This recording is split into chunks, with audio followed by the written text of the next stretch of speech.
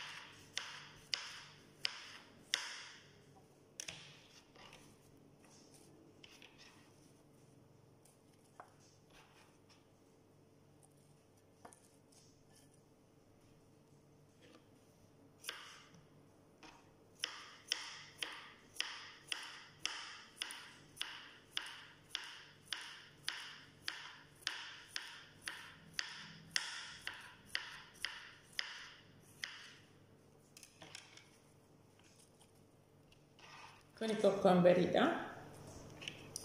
Kun tomatoodha.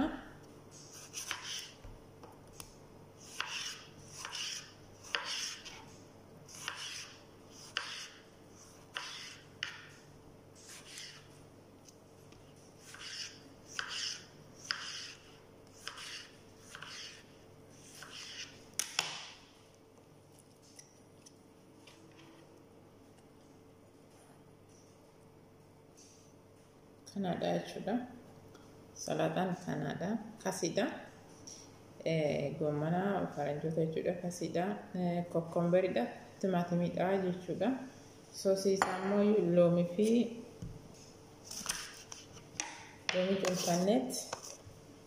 loomii cuunfanneeti jechuudha kan hojjennu.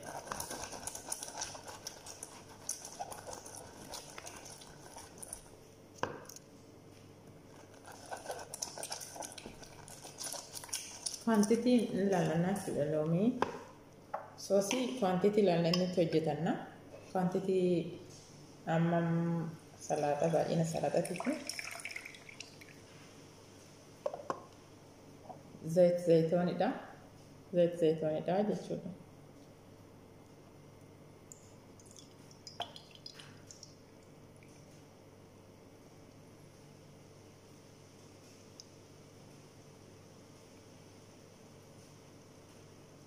Oil kita jechuudha kan amnu.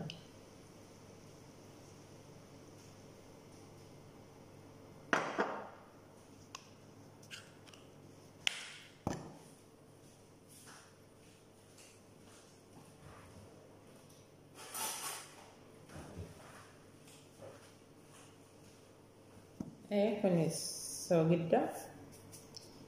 Yaa wanti kamiyyuu soogidda malee hin mi'aawu. Kun soogidda jechuudha. Achiin ni qadaadanna. Waliin oofnaa jechuudha.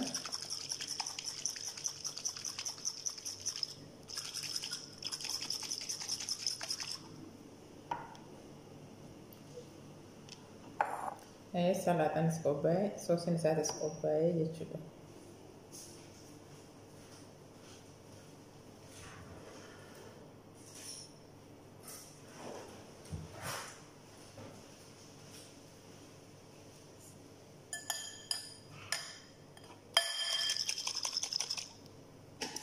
Achi soosii salaaxatti naqannaa jechuudha. soositti godhanne jechuudha. Waliin geenyaa jechuudha, waliin makna.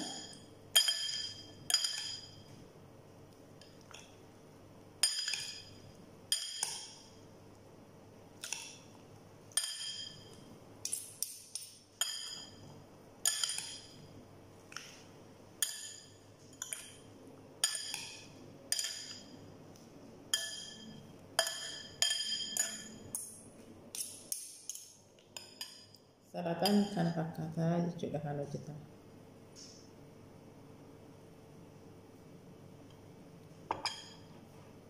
Amma kan wanti nu hafe nyaachuu qofa. Galatoomaa waan daawwattaniif.